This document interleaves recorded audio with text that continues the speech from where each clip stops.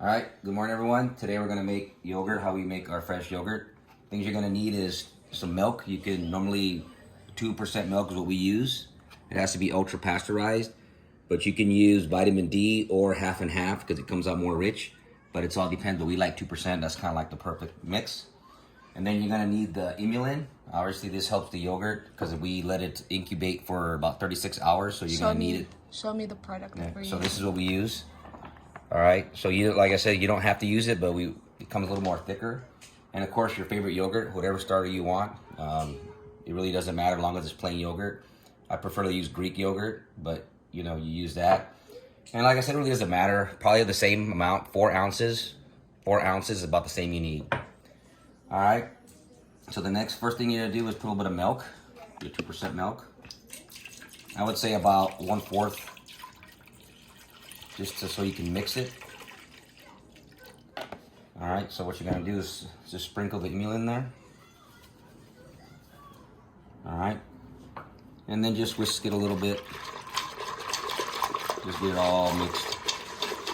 And you don't want to put too much milk because then it won't mix well and then it'll be a little clumpy and lumpy. So you just wanna put a little bit, get it mixed.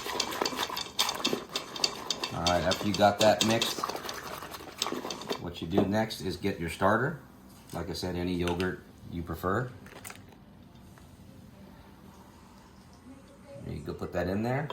And like I said, that's about 4 ounces as well. If you put a little more, it's fine. A little less is fine. The more you make it, the more rich it will come. It'll get thicker and thicker. And like you can see here, this just kind of helps the mix well when you just use a little bit of milk. And we'll probably do this for like a minute just to make sure it's mixed well.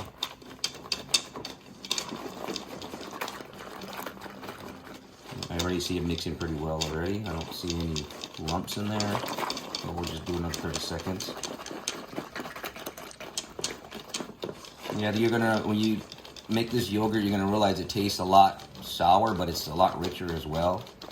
And you control what you put into it, like organic milk. The emulin is very, you don't have any ingredients other than just emulin. And of course, you pick your favorite yogurt. All right, so that's enough. What you do now is just go ahead and add the rest of the milk.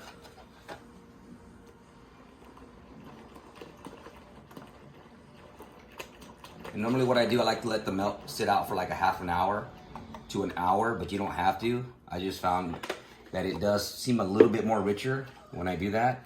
I'll give it a couple of mixes before I put the other one in. And then you won't have so many bubbles if you let it sit out for a half an hour to an hour. Remember, you have to use ultra pasteurized. I'll show you right now to make sure where you can find that at. Because if not, you're gonna have to boil the milk. You can use regular milk, but you have to boil it. And I'm too lazy to do that, so that's why I use ultra pasteurized. It is a little more expensive, but I like convenience. So this is where it says ultra pasteurized. The other ones will just say pasteurized. You just say ultra or ultra filtered. Ultra filtered is probably a little bit better, but that's usually, I don't like the texture of that one. It's usually lactose free.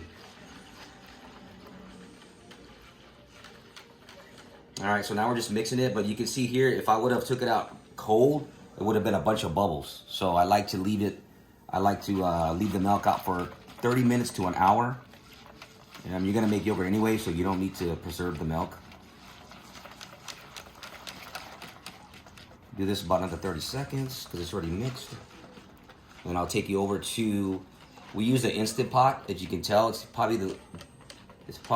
very easy to use compared to, we use these things here. We have another incubator, but it's a little work with the washing and everything. So we found out the Instant Pot is the perfect machine to do yogurt, and you can make up to a gallon. There's bigger ones as well you can use. The most convenient too. Yeah.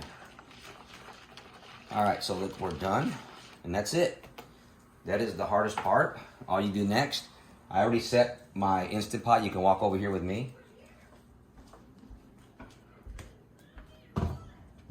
I already set my Instant Pot, so depending on yours, like you don't have to use an Instant Pot, but I already set it. I put 39 hours. I like mine a little longer, but normally 36 is all you need. And then once you got your settings, the temperature, Since I have a lot of mixtures in here, we put it custom, and we have it 104. I recommend not going too high. I recommend keeping it around 100, between 105. The Instant Pot, that's kind of like a default.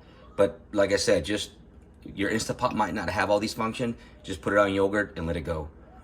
So once you got everything you liked, you got the, no, we want 104.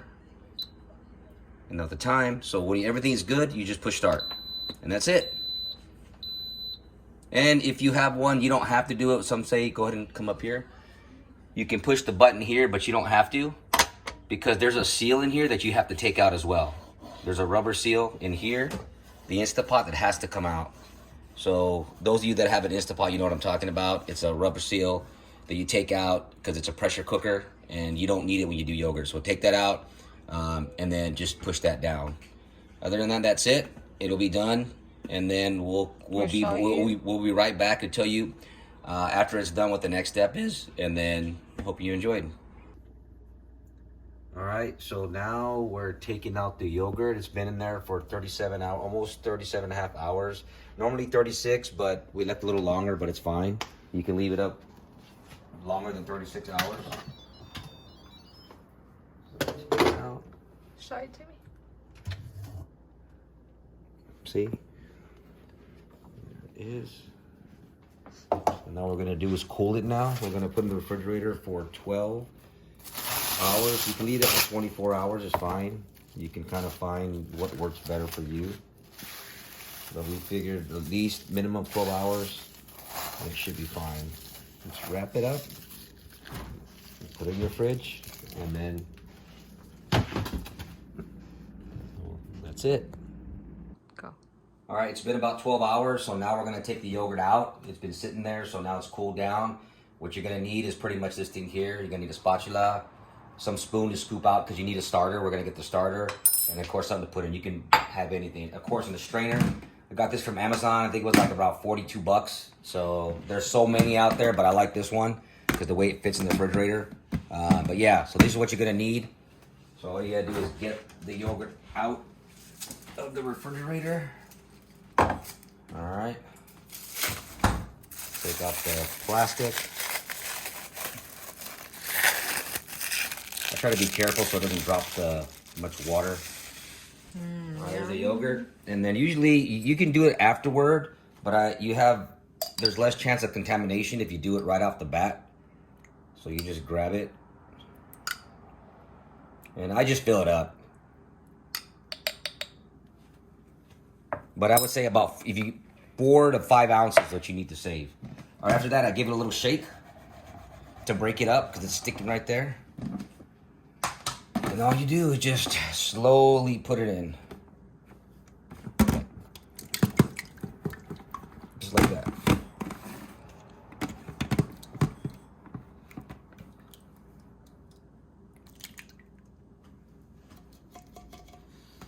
And then you got your spatula here. Like I said, you don't want to get this little bit left over. You don't have to, but of course, for me, I like to save everything.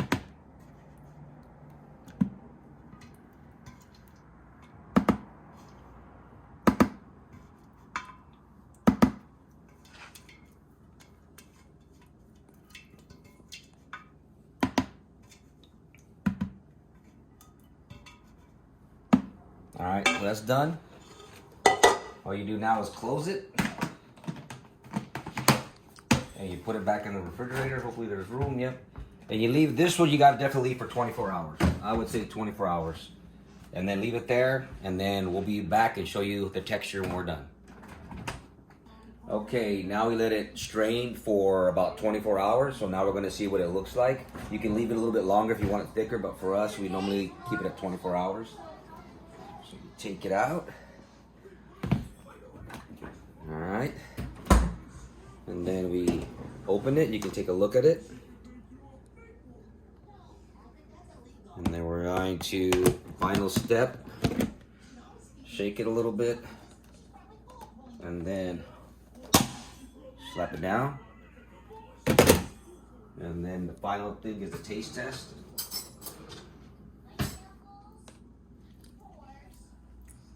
Good. That's how you make the perfect yogurt.